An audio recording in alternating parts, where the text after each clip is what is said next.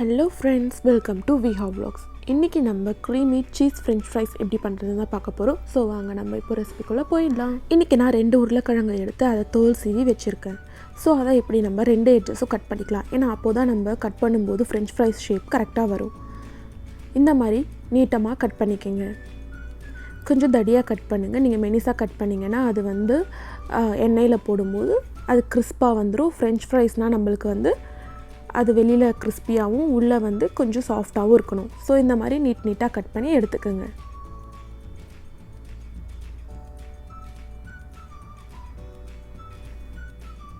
இப்போ நம்ம கட் பண்ணி வச்சிருக்க அந்த உருளைக்கிழங்கு பீசஸை இந்த மாதிரி சில் வாட்டர்ல ஆட் பண்ணிக்கங்க. சோ நம்ம ஏன் இப்படி சில் வாட்டர்ல போடுறோம்னா நம்ம உருளைக்கிழங்கு கட் பண்ணும்போது அது ஒரு மாதிரி மாவா இருக்கும் இல்லையா. சோ அந்த ஸ்டார்ச் எல்லாம் தண்ணிக்குள்ள இறங்கணும். அதனால தான் நம்ம இந்த மாதிரி அத சில் வாட்டர்ல ஒரு 15 to 20 minutes போட்டு ஊற வெச்சிடுங்க.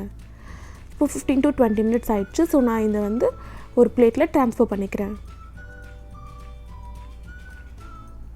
இப்போ இத மறுபடியும் நம்ம ஹாட் வாட்டர்ல போட்டு ஒரு 5 to 10 minutes ஊற வைக்கணும். ரொம்ப ஹாட்டா இருக்கணும்னு அவசியம் இல்ல. கொஞ்சம் மிதமான சூடா இருந்தா போதும்.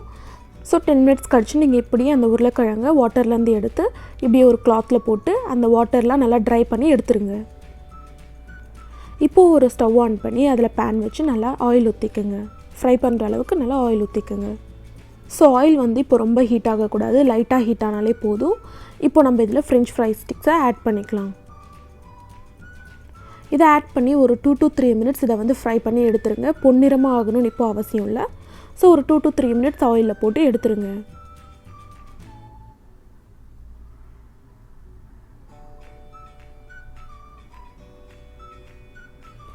இப்படி எடுத்து எல்லாத்தையும் ஒரு பிளேட்ல ட்ரான்ஸ்ஃபர் பண்ணிக்கங்க.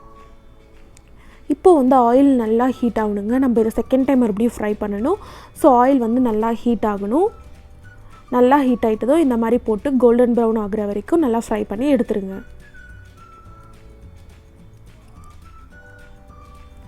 இந்த french fries பண்ண கொஞ்சம் டைம் எடுக்கும். சோ அதனால நீங்க என்ன பண்ணலாம்னா இந்த ஃபர்ஸ்ட் ஸ்டெப் வரைக்கும் நீங்க ஃபர்ஸ்ட் டைம் ஆயில்ல போடுற வரைக்கும் போட்டு நீங்க அத ஸ்டோர் பண்ணி ஃப்ரீஸ் பண்ணிக்கலாம்.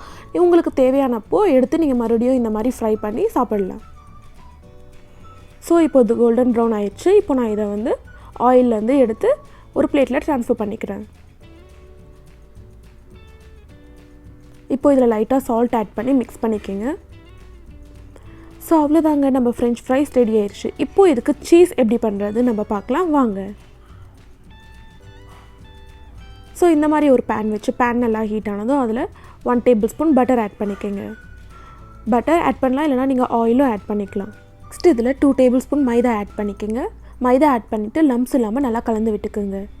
இதுல கொஞ்சமா பால் சேர்த்து மறுபடியும் கட்டிகள் இல்லாம கலந்து விட்டுக்கங்க. பால் கொஞ்சம் creamy consistency வந்ததுக்கு அப்புறம் நான் ஒரு கை ஃபுல்லா சீஸ் எடுத்து இதல ஆட் பண்ணிக்கிறேன். சோ சீஸ் கரஞ்சதும் அதுல 1 tablespoon salt, 1 tablespoon pepper powder சேர்த்து கலந்து விட்டுக்கங்க.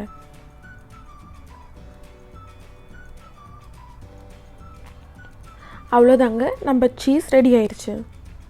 சோ இப்போ நம்ம இத french fries மேல ஆட் பண்ணிடலாம். நீங்க வெறும் french fries ஆவும் சாப்பிடலாம். இந்த மாதிரி cream ஆட் பண்ணியும் சாப்பிடலாம். ரெண்டுமே ரொம்ப நல்லா இருக்கும். அவ்வளவுதாங்க creamy cheese french fries ready ஆயிருச்சு. சோ இந்த ரெசிபி உங்களுக்கு பிடிச்சிருந்தா மறக்காம லைக் பண்ணுங்க, ஷேர் பண்ணுங்க. அப்படியே நீங்க இத வீட்ல ட்ரை பண்ணி பார்த்துட்டு எப்படி இருந்ததுன்னு கமெண்ட் பண்ணிடுங்க. சோ இதுதான் நீங்க நம்ம சேனலை ஃபர்ஸ்ட் டைம் பார்க்கறீங்கன்னா Subscribe பண்ணிடுங்க. பக்கத்துல இருக்க பெல் ஐகானை டங் பண்ணிடுங்க. சோ நெக்ஸ்ட் நான் போடுற வீடியோஸ் எல்லாம் உங்களுக்கு ஆட்டோமேட்டிக்கா நோட்டிஃபிகேஷன்ல வந்துரும். Thank you. Bye.